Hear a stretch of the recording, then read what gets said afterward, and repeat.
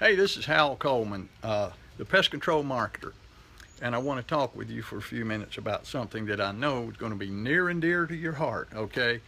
And that is how to handle objections. We all get objections when we're trying to sell our services. I mean, if it weren't for objections, we would sell 100% of everything we proposed, right?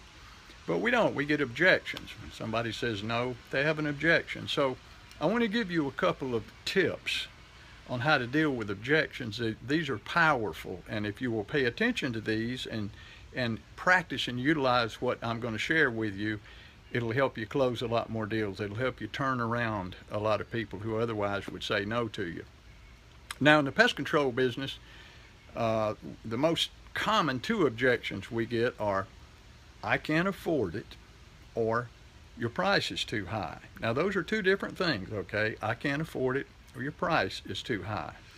There are some other ones, but they're few and far between compared to these two. I can't afford it, your price is too high. So how do you deal with those? Let's take your price is too high. Now, the best way to deal with an objection is to not get the objection in the first place, okay? You don't want to get the objection. And you avoid getting an objection by anticipating the objection and dealing with it in your presentation. Once somebody comes out with an objection, once they state their objection publicly, it becomes a lot harder to turn them around. There were two psychologists named Harold Gerard and Morton Deutsch, and they did a study and they proved that when somebody publicly states something, once they come out with it, it can be up to 10 times harder to get them to change their mind. Especially with us guys. I mean, we're stubborn. Once we say something, we're sticking with it, right? No, we're supposed to turn left, so I'm turning left. No, but I can see the shopping center. It's right there. I don't care. I'm turning, you know. So when somebody comes out and states a position, it can be really hard to turn them around. So once they say, well, I think your price is too high, now you got your work cut out for you. We got some folks showing up here with us today. Donna, Danny, Gavin, thanks for joining in with us here. So how do you do that? You build the objection into your presentation. For instance, when you're doing your presentation and if your price is $1,200 for a termite treatment, you may say, now I get your price here. I figured it up, it's going to be $1,200, which is not bad. Now, if you've never had a home treated for termites before, you might initially think that that's a high price, but it's really not, and here's why. To start with, you're going to get this. You state your value. You show them everything they're going to get for the $1,200, which in turn makes the $1,200 seem like it's not all that much money, okay? And if they're thinking the price is too high, then when you address that in your presentation, now in their mind, they'll say, well, I guess that's not a bad price. But once they come out with it, see, it's a lot easier to deal with the objection when it's in here than it is when it's out here. Much, much more difficult once that objection comes out. So simply deal with it in your presentation, okay? The second thing I want to share with you is this. When they do come out with an objection, for instance, if they say, your price is too high, when somebody comes out with an objection, you want to do two things. Number one, you want to acknowledge their objection. Simply acknowledge it. Don't ignore it, don't argue, don't say no, just acknowledge their objection and then point out the positive side to the objection. You see, every objection really has a positive side. Now let's go back to the price. If they say, I think your price is too high, you say, well, I can understand how you might think that the price is too high. Now you've just acknowledged it. But sometimes a high price, can mean a much greater value. In most cases it does. So let me show you what you're getting. Now you point out the positive side of the higher price is that they're getting a lot more stuff.